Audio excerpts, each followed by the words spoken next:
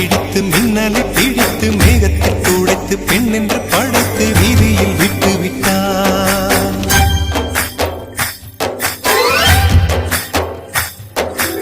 இப்படி இன்னொரு பெண்மையை படைக்க தன்னிடம் கற்பனை தீர்ந்ததை எண்ணித்தான் பிரம்மனும் மூர்ச்சையுற்றார்.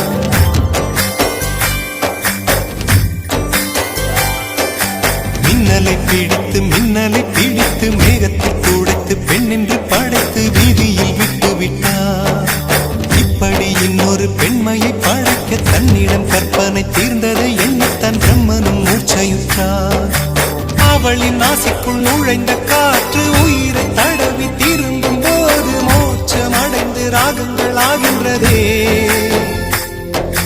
மழையின் துளிகள் அவளை நனைத்து மார்பு கடந்து இறங்கும் பொழுது முக்தி அடைந்து முத்துக்கள் ஆகின்றதே.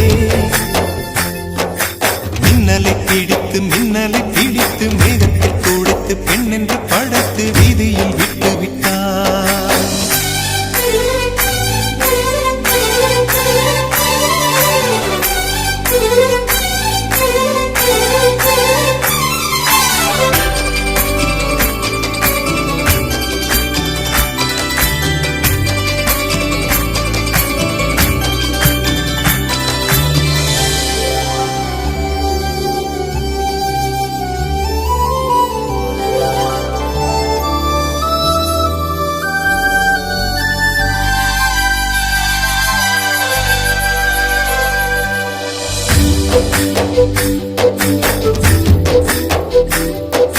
நிலவின் ஒளியை பிடித்து பாலில் நனைத்து கன்னங்கள் செய்து விட்டார்.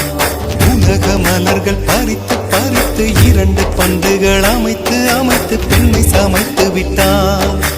அழகு என்பது ஆண்பாலா பெண்பாலா என்பதில் எனக்கு சந்தேகம் தீர்ந்தது. அழகு என்பது நிச்சயம் பெண்பாலடா.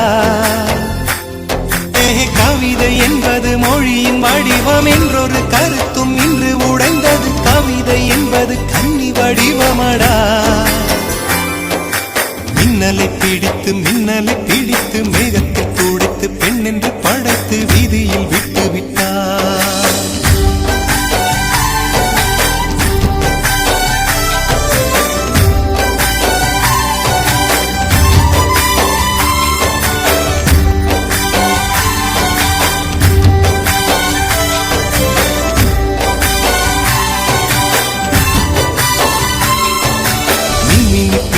மின்மினி பிடித்து கண்களை பதித்து கண்மணி கண் பறித்தாள்.